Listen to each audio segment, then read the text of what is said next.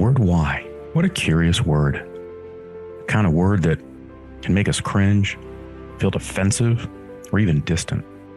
But you know, sometimes why is the key. The key that can unlock so much to our lives. Join me as we explore the why with fascinating contributors to the world, those that entertain us, inform us, teach us about life, and if we're lucky, inspire the next in all of us. I'm your host, Dr. Rod Berger, and welcome to HeadRoom, a production of Rainlight and co-produced by Old Soul. Let's go. Well, I will tell you this. Again, I'm a lucky guy. I always talk about stories travel, and I'm really looking forward to this conversation because we're going to go in a number of different directions. Some I've thought about, and some I'm actually really excited to discover in conversation with my guest today, Karl Liapunov. He is the head of energy at the startup lab in Norway. And Karl and I met months ago. Got a chance to sit down with him. And for those of you that are watching this on YouTube, you're going to say, that's the Justin Timberlake of Norway. And I would say you're probably correct. Let me give you a little background on Karl. So Karl, he grew up actually here stateside in Ridgefield, Connecticut with an American father and a Norwegian mother. During his time in high school, he was an avid volleyball player, winning 2 state championships and finishing his last season as the player of the year. I'm not sure if your nickname was Maverick, but that would just totally add to the mythology of you, Karl. Upon graduating high school, he moved to Los Angeles, where he received his degree in international relations and global business at USC. He also spent time working for a number of startups. After 4 years in LA, Karl moved to Houston, Texas to join the energy tech team at Tudor, Pickering, and Holt, an energy-focused investment bank. And while at TPH, Karl worked closely with companies that were developing new technologies to revolutionize the energy industry on M&A transactions and capital raising.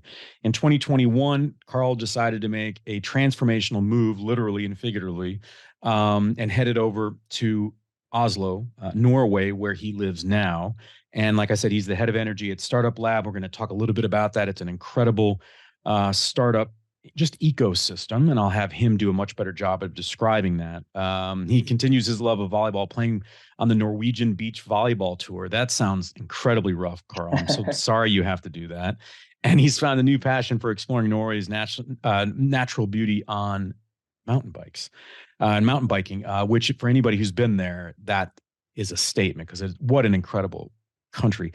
Karl, we have a lot of fun sort of off air chatting and getting to know each other. There's something about, I'm going to say this, and I don't mean this with a young professional that I think is incredibly envious for those of us that are not in your generation. Okay.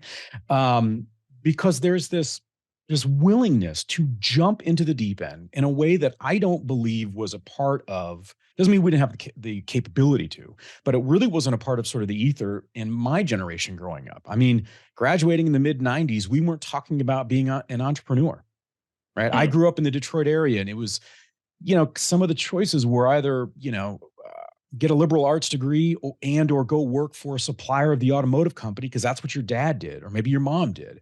It wasn't about, I'm going to go for it. I'm going to try to knock on doors and see sort of what's out there. And I know what I'm passionate about, the topic areas, and I'm just going to dive in, and I'm going to be an entrepreneur almost by birth. First, as we get started here, talk a little bit about what it was like growing up with an American father and a Norwegian mother in Connecticut. And are we seeing signs of sort of that incubation for you now as an adult male that's living in Oslo? Yeah, no, first of all, thanks, Rod, for having me on. This is I've been following you ever since we had our first conversation, and I think you're one of the best storytellers I've ever met. So to be a part of the podcast is a real joy. Norwegian father and American mother. It was amazing. I learned Norwegian and English simultaneously, and because of my mom being born and raised in Norway, it was important to her that I spoke Norwegian. My grandparents don't speak English at all, so if I didn't speak Norwegian, I wouldn't really have a relationship with them. So that was it was a foundational and fundamental part of my childhood. Was no, you asked me that question in Norwegian, or else I'm not going to respond. That was kind of how I learned Norwegian, and it was amazing. It was in the beginning. I'm sure she got some she definitely didn't have the easiest time. But I think when it started to click and people around me thought it was cool, I was like, oh, okay, wait a minute, it's kind of exciting. It's kind of different to be able to speak two languages. So I've always loved visiting Norway. I would come to Norway every summer, 2 days after school ended, and then 2 days before school started again. We were in Norway. So we'd pick up and go right away. And in the beginning, it was hard because as a child and as a kid, you want to be home, you want to be with your friends and going to summer camp and all that stuff. But then as I got older, I really started to appreciate what the experience I was getting. And I think that may have been those early forming years of having an uncle who brought me out on camping trips, multiple day camping trips. And we were kind of, you're away from electricity, you're just out there. I think that mindset kind of built up both a level of ambition and, like adrenaline junkie kind of thing, where I was like, I want to be out there. I want to take these risks. I like being a little different. That may have been the impetus for, and the courage, what kind of gave me the courage to make the jump over here 20 years later. How do you describe the difference in culture, Karl, when we think about the shift? Because you sort of had this sort of slow drip, every summer going over there and starting to probably see the cultures overlap a little bit here and there. But for someone who hasn't been there, what's the biggest sort of culture shock to an American maybe going to Oslo? It's funny. It's a question I've gotten a million times, and I think my answer changes every time, because the more the longer I stay here, the more I realize I thought I knew the culture and I didn't, but I'm learning a lot and I become more and more Norwegian by the day. And now actually, when you hear me pause, it's because I have the Norwegian word in my head. I was like, oh yeah, I'm trying to say this, but I've actually forgotten what the English word is. It's the first time in my life this has started to happen, where I talk to myself in Norwegian and I dream in Norwegian. So that's really? Yeah. That's been a. So you come across as a guy with great poise. It's like Karl never just throws something out there. He's always calm. There's a pregnant pause built into every conversation. It's because I'm sitting here saying, I know what that word is in Norwegian. What the heck is it in English? No, so that's been a new one. But culturally, I think Norway is a beautiful place, and it's also a very privileged place. It's an extremely wealthy country with only 5 million people, and so I think people don't know that, by the way. I don't think, Karl, that people know that. At least in America, that is a shock to them. Yeah, no, it's a mind-blowingly rich country from a kind of public perspective, per capita GDP, and I mean Norway is the 7th largest producer of oil and gas, and so there's a long history with the energy industry there that has made it very wealthy, and Norway has been really good and skillful at managing that money and turning it into. They have the largest. At least they used to. It may be surpassed now, but it's one of the largest sovereign wealth funds in the world that, in a lot of ways, helps finance the welfare system and the high quality of life that Norwegians have.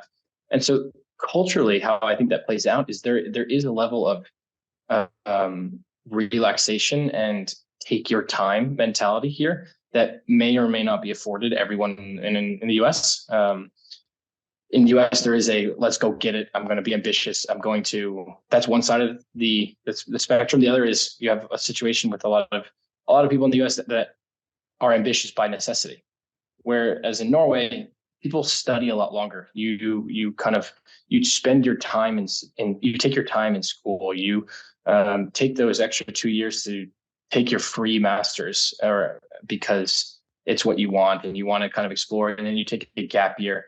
And again, it comes from, in my opinion, a privileged position, because you're afforded that level of leisure and afforded that level of flexibility, because it's a country that doesn't have a lot of people, but has also, again, been very good at taking care of the money it's made. And so that it leads to a level of balance in your life that is there isn't that kind of rat race mentality that I think oftentimes in the US you can kind of fall victim to, but also leads to amazing innovation. So it's hard for me to answer the question without sounding biased one way or the other, because I really now have I've learned the pros and cons of each, and I'm still figuring out which one I prefer. But it's a really nice balance of, okay, I'm going to take time and spend time with my family. So I'm not then, going to work like a crazy person. yeah. So, okay. So let's walk the audience. So you had shared with me off air. So I'd love you to sort of share the story. So you decide that you're going to move to Oslo, right? You're Yeah. leaving Houston. You're gonna head back to your mother's homeland, and you decide to go up to the startup lab. So in this, I'd love for you to just talk a little bit about the startup lab, sort of how many companies there, some of Yeah. the success metrics. But what I think is fascinating, and I've been there physically, so I'm thinking about sort of getting out of the Uber and walking right into this sort of, the horseshoe kind of opening there, and seeing all the glass. And you literally said to me, you knew no one, and you went and knocked on the door and basically said, I'm here. What can I do? Which I think is, we see that in Hollywood, and it's like, oh, that's so nice. It doesn't really work that way in the real world, but it does sometimes. So kind of talk me through that. I mean, I think you can get excited as a younger professional. You get on the airplane, I'm doing this. Years ago, I made that decision to move to LA. And it was like the excitement you have in the build up before you go out there. And then there's the reality when you're on I-40 for like hours and what feels like days, just heading west, young man, right? Talk a little bit about the travel and then literally walking up to that door and knocking, not knowing if you'd be rejected. Yeah. Yeah. No, it's so I was in Houston, as you mentioned, and I kind of told this amazing team there, and I learned an incredible amount, but was just ready for something else. And was kind of, I knew I wanted to work in energy. I'd really gotten the energy bug from being in Texas, and I had some startup experience when I was in school, and knew that I really liked the dynamism and speed of early stage companies. So energy, climate tech, and startups. That was kind of what I knew I wanted to do next. And I was ready to leave Texas. So I kind of looked around the world, basically. I was like, where do I want to go? And in the back of my mind, I'd always been nagging, like, you've always wanted to spend time in Norway. You've always wanted to kind of see what that's like to actually live there. And so it kind of hit me that if I don't do this now, it's only going to be harder. If I don't make this move now at 24, I think I was at 24, why not? It's only going to become more difficult because you don't have any real responsibilities holding you down. So I quit my job in June or July of 2021, and bought a one-way flight to Norway, and just told myself I'm going to figure it out. I'm going to give myself until December. And I knew where I wanted to end up. I knew I had done research on the ecosystem. I knew that, Startup Lab, and there was a couple other players that were kind of touched on energy and startups. But I'd been to Oslo twice before I came, and once was at the airport. And so I had no network here, and it was definitely scary. And talking about it now out loud, thinking back on what I was actually doing, it was tough, or it's kind of daunting. Ignorance but yeah, is so bliss, right? yeah, No matter what country you're in. It really was. It really is. So I jumped on that one-way flight and ended up on an air mattress on the floor in an empty apartment, and was kind of like, okay, I'm going to figure out, I'm going to have a job and I'm going to have an apartment in a month. Like because that's how long I was allowed to stay at that one place that I had gotten. And month goes by pretty quick. It was, and it was a little naive to think I was going to get both of those done. So I ended up calling my cousin. I was like, hey, I'm going to be, out of a place to live in 48 hours. Can I sleep on your couch? And he was like, yeah, okay, sure. Sounds good. So I ended up being outside of Oslo for about 3 weeks while I was going through interview processes and trying to send emails and trying to figure out, where is Startup Lab?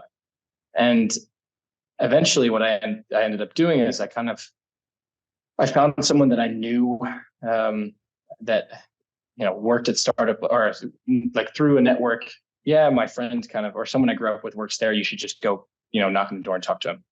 And I was like, okay, that's kind of where I am. That's what I'll do. So I jumped on the train, showed up to Startup Lab, couldn't really find the entrance at first. So I was like, okay, what am I doing? And that was the other funny part. I showed up in a full suit and tie. So, yes, you coming did. from yeah. The American has arrived. Exactly. Coming from investment banking and being American, I was a full suit and tie, and now I look back on it, I'm like, oh my gosh, that is you. I mean, you've been here. You see people walk around in t-shirts and shorts, and so I can't even imagine what they were thinking when they saw this guy who's like, yeah, I'm an American, but I speak Norwegian, and I'm in a suit and tie, and I want a job here. It's like, what the hell? I don't know how they would Come react. back tomorrow. Yeah, so that's basically what happened. Is like, I knocked on the door, and I met with Gisla, who is the kind of lead of the ventures team here. And I was just like, hey, I'm super interested in startups. I really want to work with investing in them and helping startups, especially on the energy side of things.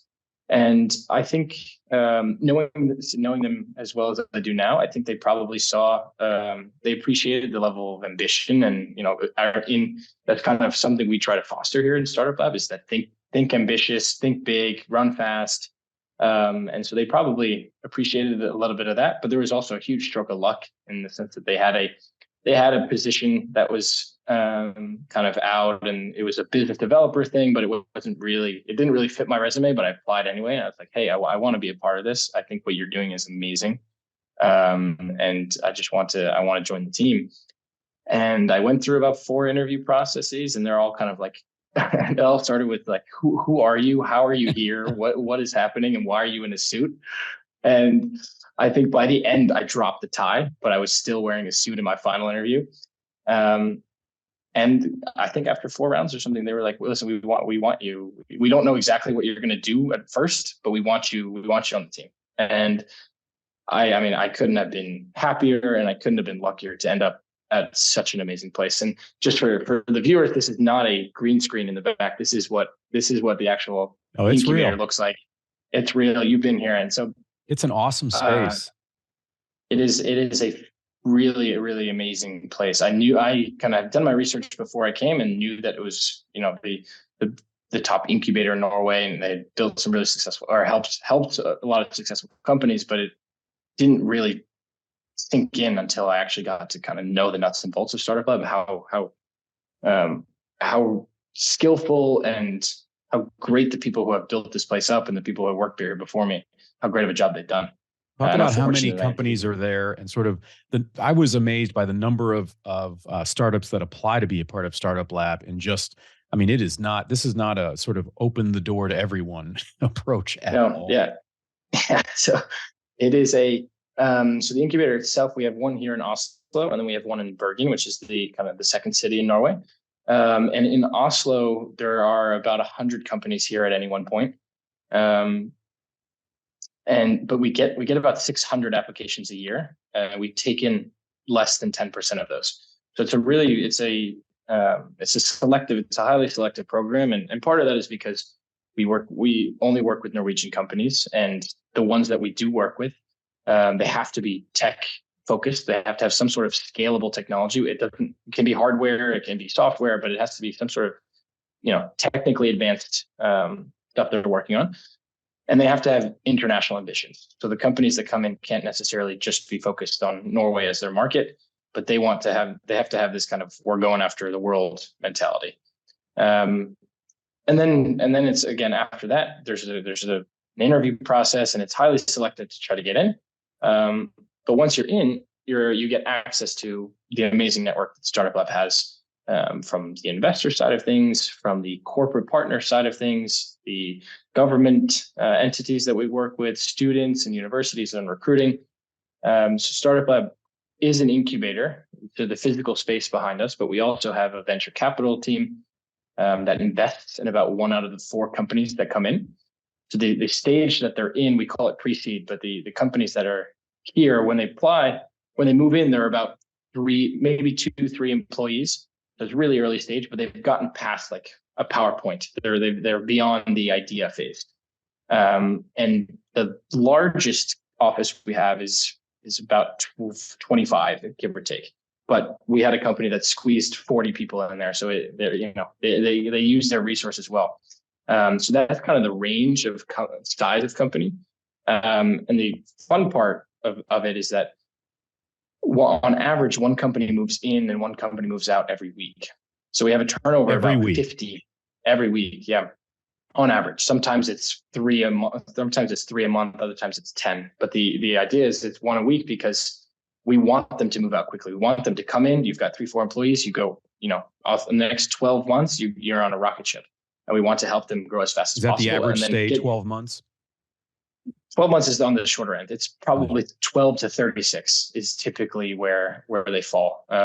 Again, and some extremes on either end. Some grow really fast and are only here for a little stint. Others take a couple of years to figure out what they're, they pivoted once and they figured out, okay, this is actually where we want to spend time.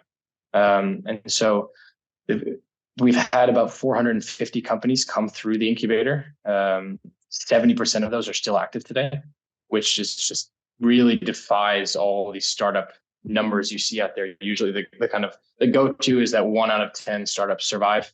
And to have 70% of the companies come out of Startup Lab still be active today is a number we're pretty proud of.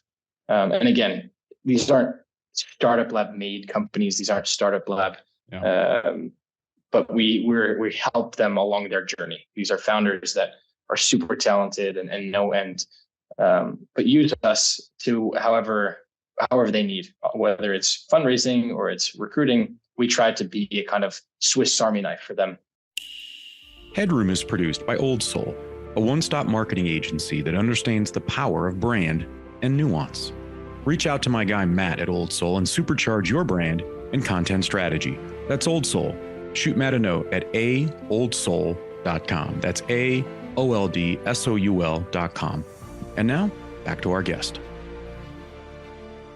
One big difference, and correct me if I'm wrong in this, my perception may be wrong, but the one thing that I noticed when I was there, and speaking with different people there, to include Rolf, who, one of the founders of Startup Lab, if you want, you can talk a little bit about him and his previous success. But I have experienced startups that have been a part of incubators in different parts of the world, where the incubator, if I'm a cynic, was more about the organizers than it truly was about the startups. It was almost like a vehicle to create a pipeline for them. And so it was operated in that manner.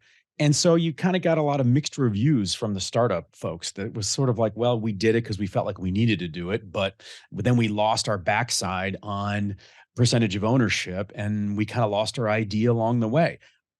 Startup Lab feels very, very different. I don't want to be naive at all, but that is a healthy ecosystem. It's sort of like you have sort of all the parts and pieces there to thrive, regardless of sort of the gale force winds that might be outside.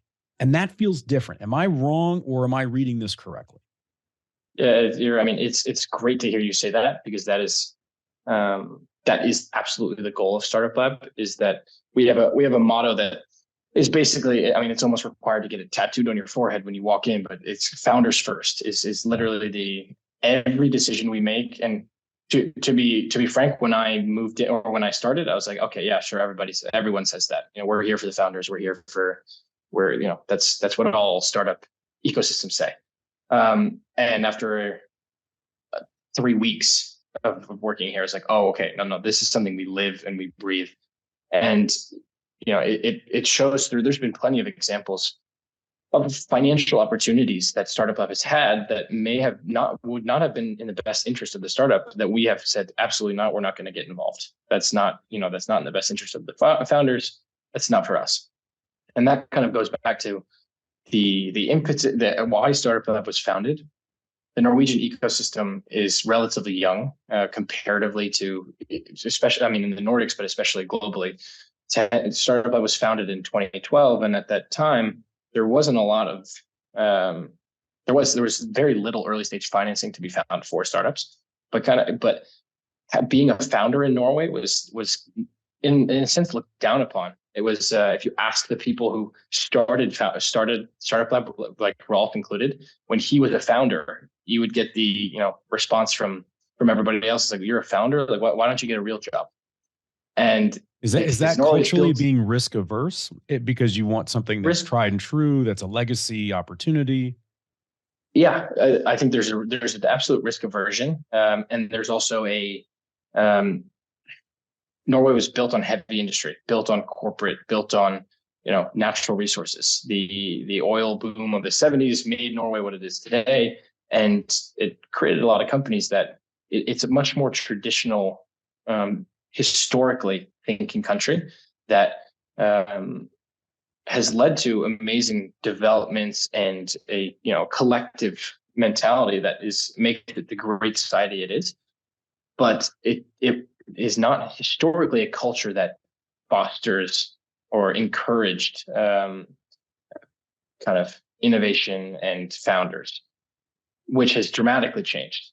It's definitely that way now. But that was, again, the reason for starting Startup Lab was the founders like Rolf, who is one of my absolute mentors in life now, and I look up to him. Like you could do a whole session on him. But they started Startup Lab to make it easier for people to start companies in Norway. The only reason was we want to encourage people to start companies. We want to encourage innovation, and we want to make it founder friendly. And so when we invest in companies, we invest on very founder friendly terms. We have the incubator itself is a nonprofit, so we basically break even on the incubator itself. So it's financed largely by corporate partners that like the 30 largest, give or take, companies in Norway are corporate partners of Startup Lab, and their membership helps finance the incubator. And even there are corporate partners that we've said no to, that you can't be a member of Startup Lab because their incentive or their reasoning behind wanting to be a member is to sell to the startups, and that's not in the founder's best interest. So Startup Lab, while in my tenure here, has said no to people, or it has said no to top line income as sponsorship, because it's not necessarily in the founder's best interest. So again, great to hear you say, and that you got that feeling. And then that's because that is really, and that's what's made it so successful, in my opinion. I think that's what we have. If you ask the people that have been through here, they come back and they love to spend time here. They want to get back to the ecosystem. They want to encourage other founders, and they speak about Startup Lab positively because we want to be friends. We want to be, the people you call when you're having a hard time. It's not a just the ones that you call when, yeah. Let's pivot. I want to pivot to energy because it has stuck with me since I've been there, and across the Nordics, but especially in Oslo, is the dedication, what feels like at every level of society, to supporting a healthier planet Earth, if I can sort of put a very broad stroke sort of statement here. Talk a little bit about the energy space in Oslo. But if you don't mind kind of giving some color to what I'm talking about, like here in the US, if people are talking about climate change or whatever it has to do with sustainability, let's say, water insecurity, food, all these sorts of things, it's because you've gone to a talk or you decided to seek out an article. It's not just something that you talk about at the bus stop or the soccer game or at a cocktail party, but there you do. That's what was my experience. And in that, I think there's one great irony that I think we would struggle with here. Maybe I'm wrong. So I'll say that I'll take ownership of this opinion or perspective, is that you're sitting on all that oil, right? And so there's this great irony that there's this nation that is the seventh largest producer, and yet you are, I would say, the front runner in energy science and technology. Yet you're sitting on, this wealth of oil where I guess you could choose not to be so progressive. And so how do you square that as a society? And does it look hypocritical? Does it aid in sort of the conversation and the argument for why? Give us sort of the state of the union for those that aren't really aware of the role climate, sustainability, and health have on the culture there. It is a bear of a question, because it has so many. You can have so many different views on it, opinions on it, and I think without a doubt it looks hypocritical. Like in a sense it is, because. But again, even saying that, it's like in a time like in 2023, Russia pulls out of delivering gas to Europe, causing a huge energy security problem. Because of that, Norway steps up and is now the largest producer and deliverer of energy to all of Europe. And that's on the gas side. And so from an energy security perspective, it's like, okay, well, if you didn't have the the natural resources and the oil and gas production that Norway has, Europe would be in a really tough spot right now. You'd have energy prices that are, I mean, you wouldn't have it. You'd have blackouts in Europe, and it would be really bad. And it's also led to, I think there's a hypocriticalness, but it's also led to a sense of acknowledgement and responsibility in the culture, that the people own it. And internally in Norway, there's hot debates as to whether we should turn off oil and gas right away, whether we should keep. So that is an actual argument that people will make. That Literally turn it off. There are political parties that want to turn off oil and gas like tomorrow, at least in rhetoric. And then so that is absolutely a debate here in the country.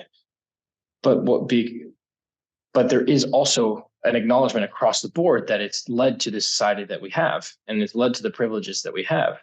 In large part, there are other things as well. Shipping industry, salmon, these are all big industries in Norway. But oil and gas and energy has been historically what put Norway on the kind of the global, as a global leader.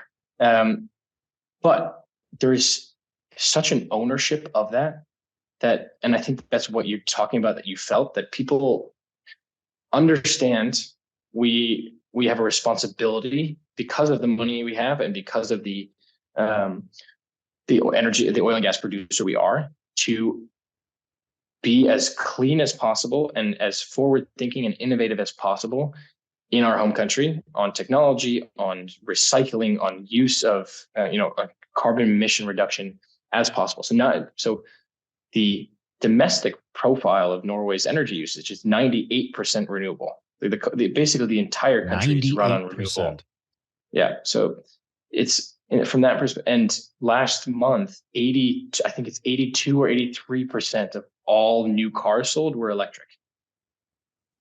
And so there's a massive kind of ownership and responsibility of, okay, we understand that oil and gas is complicated.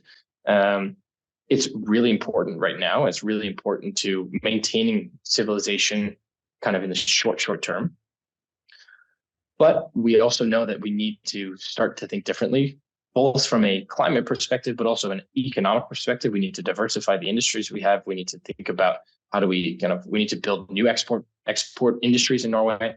And so that is what has caused this big revolution in Norway over the last 10 years on the climate tech and energy side of things. You have these people who have been a part of the energy industry and worked for the Equinors of the world for 20 years and are experts on offshore platforms, have seen holes in the market or have seen opportunities in renewables that are now kind of coming through the startup club doors and saying, hey, I have this idea. I've been working in energy for 20 years. And I want to build this product because I know that the market needs it. And I've got 20 years of experience to do it.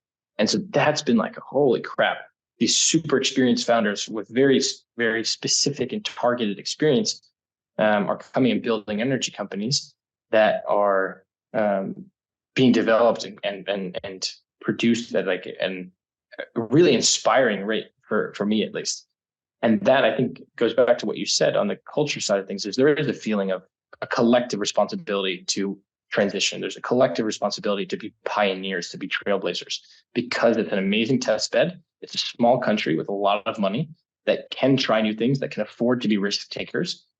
But also, there's a cultural connection to nature here in Norway that's I'm still, it's been contagious for me. And it's been one of the more fulfilling parts of my journey here is, when anyone thinks about Norway, they think about, it's fjords and it's amazing and the mountains and that's with good reason. It is with good reason, because the stuff is stunning and it's beautiful. And I think growing up, I got to taste it and I got to see it during the summer, and you kind of get that jaw-dropping feeling. But living in it and having it be a part of your everyday, you learn to just have a different appreciation for it and how important it is and how nurturing it is to live around.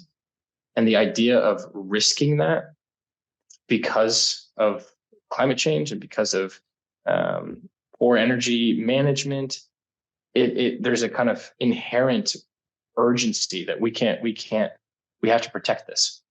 And that's a definite part of the equation as well. Let's talk about the reaction of the rest of the planet on what is going on in the energy space in Norway, given the culture that I can speak to in my experiences, not just in Oslo, but also in Stockholm and around the Nordics. I'm wondering if it changes, if we think about the skill set or the skill sets that might be needed for an entrepreneur entering into Startup Lab as sort of a backdrop. When we think of startups and entrepreneurs in America, it's that, maybe you want to be very public facing and be really good at communicating, and you might go on the edge and sort of state abilities that you may not have yet, but you're incredibly confident. And yet the culture there, that my experience is, it's a little bit more reserved, not really big about shining a light, right? This is not about personal brand as it might be where I reside, right? And so I'm wondering, as more and more things are achieved there, do we think that will start to influence the next generation, even younger than you and your colleagues there, in the types of talents that will be required, not just sort of a nice to have, but will be required to operate in a global economy? Because you can't just sort of say, yeah, but culturally we don't like to shine a light, because at some point America is going to need the innovation that is coming out of Oslo to support our way of life as well. And we kind of need maybe to sort of step up and embrace the light that we'd like to shine your way. Talk a little bit about your perspective on skill sets and how that may change over time. And those watching, you can just see Karl's look on his face. I'm smiling because it's like this is why you're a professional. I mean, you that is a to the core question. That it's without a doubt, it's in the Norwegian culture to be more humble, more. There's actually a word for it. It's called janteloven, which is basically the idea that everyone's equal, and both kind of we take care of everyone. We have a society that is, it's an amazing healthcare system because of this, and there are absolute pros. But the flip side of the coin is that it can sometimes, in the startup world specifically, it can make you feel a little bit, I shouldn't promise more than I have. And, I should wait a little bit longer until my tech is ready because, I don't want to overpromise and underdeliver. And again, these are all very good sentiments to have, but in Norway, sometimes it can be, again, this is my opinion and coming from an American perspective and background, and having seen the opposite end of the spectrum, where I know that people wildly overpromise and oftentimes underdeliver. There's an absolute balance and a kind of waiting that needs to happen, where the founders who are building these amazing technologies, part of my frustration or my inspiration is like, hey, this is amazing. I want you to talk about this. I want you to be proud of this. I want you to stand on stage and yell from the mountaintop that this is what you're doing. Because I think it's so incredible. And so that is, and whether or not that cultural change happens in the next generation, I think it's a necessity. I think it has to happen because I do think that there's like you said, a need for this technology to get out. There's a need for Norway to take this pole position, and just to kind of say that and do that and say, hey, this is Sustainability Valley. This is where things are going to happen on the clean tech side of things. Requires a level of bravery to go out and say that. It requires a level of vulnerability as well to go out and say that this is where things are happening. And that's not inherently in the traditional Norwegian mindset. And again, it's very different here. The founders, people who are starting these companies, are much more outward going. They are amazing. Again, there's exceptions to all these rules, and they are incredibly talented on stage. But if you compare it culturally and kind of an ecosystem, let's drill it down to more startups. You compare those two, the US versus Norway, there's absolutely a more reservedness. There's more of a hesitancy to overpromise, which in my opinion needs to get turned down, because they need to, when you're a founder and you're my investor, and I'm pitching to you. I need you to be convinced about the idea, how this is going to look in 5 years. I need you to buy in, especially in the earliest stages, that, hey, this is going to be worth $1 billion in 10 years. You got to jump aboard. And that's far from what I have today. So a big part of the founder and CEO job is to be able to convince you and sell you on the fact that this is worth investing in, because I'm going to be able to, over time, build something that's super valuable. It's not there yet, but it's going to get there. And that is something that Americans are really good at. And it's inherent in the US culture, in the American culture. And it's something that comes more difficultly to Norwegians, to the Norwegian culture. It's a little bit more, safe. But because of that, when you work with Norwegian companies, you are going to get what you promised. And that's been the beautiful side of it, is that they deliver. They won't overpromise and underdeliver. You're going to get what you kind of agreed to. That's a great point and a great close on that, because it is. I mean, it's not just, we have to advance in more of a comprehensive way to understand the benefits of what we've been building over time and the legacies and how that's impacted our development while we take in new information. Let's talk about, because I think you are uniquely positioned as the head of energy at Startup Lab. Let's talk about advice that you might have for entrepreneurs. Maybe it is entrepreneurs that are in Houston or LA or in Ridgefield, Connecticut. But when we think about skill sets and you think about how your skills have translated in another culture, because I love that when you talked about earlier the Startup Lab, one of the things you have to do is you have to have an international approach and lens that you look through when you're developing the products in tech and maybe in clean energy that one is doing. And so I'm curious as to the skill sets you think entrepreneurs need to have as they're growing and developing. I mean, we have, even here locally, we have a high school that has an entire program just for entrepreneurs. And I think this is going to be the norm.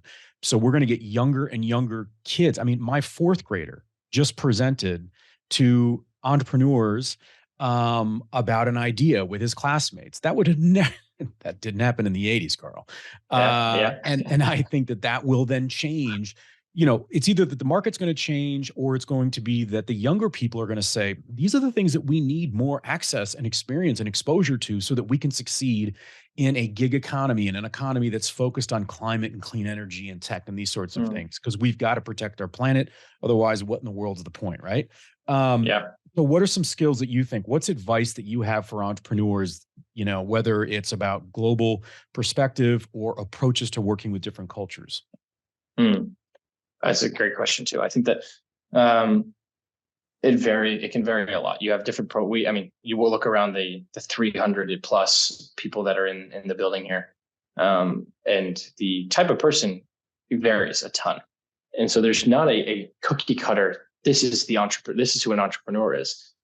You have technical backgrounds, you have salespeople, so I think, but if you kind of start to draw a thread between all of them, is they're all incredibly driven.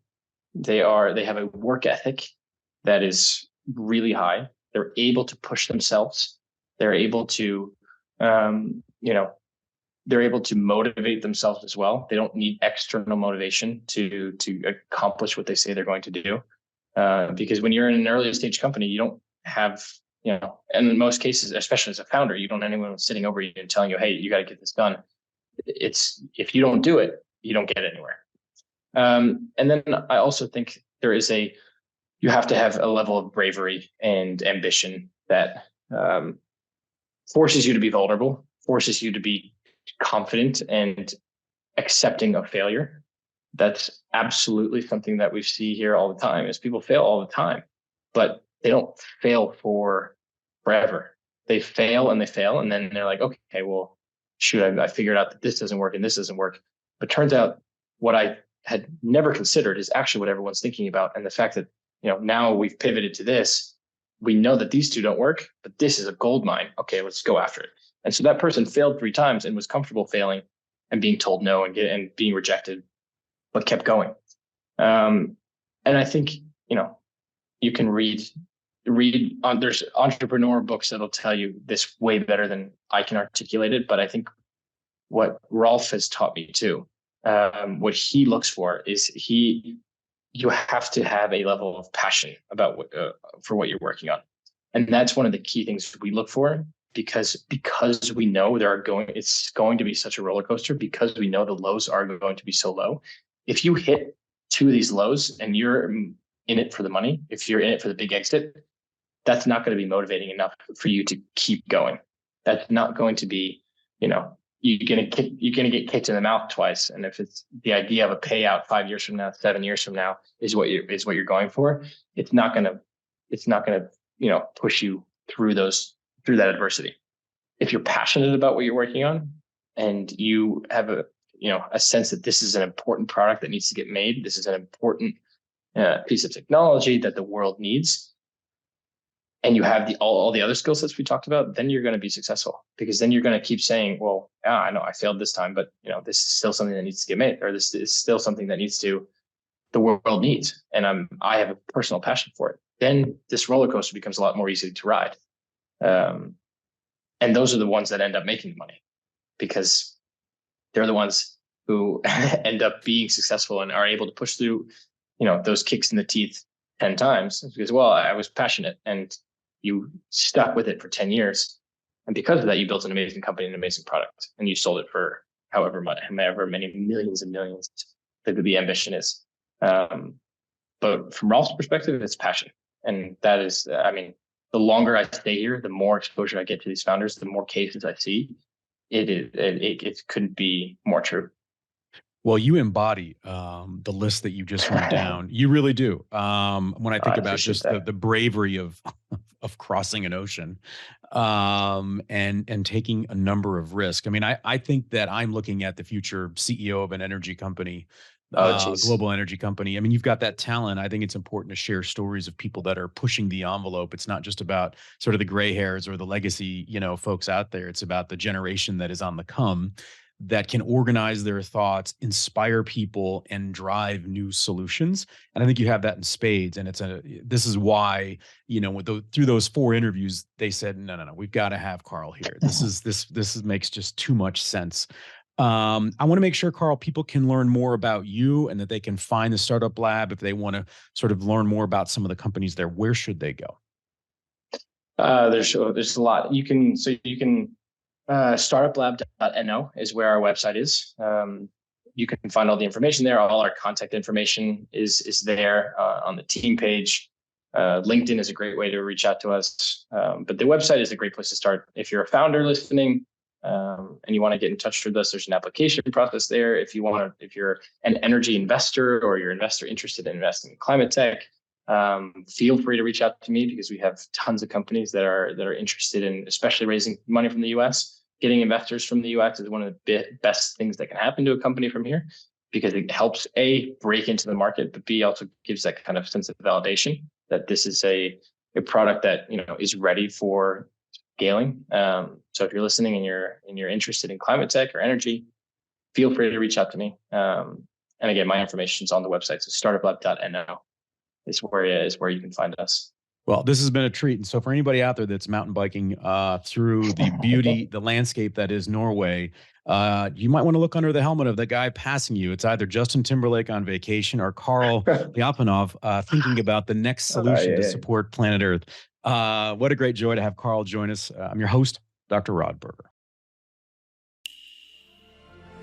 Thanks for taking the plunge into HeadRoom, where we uncover the why behind the what and who impacting our lives. HeadRoom is a production of Rainlight and co-produced by our friends at Old Soul. I'm your host, Dr. Rod Berger, and this is HeadRoom.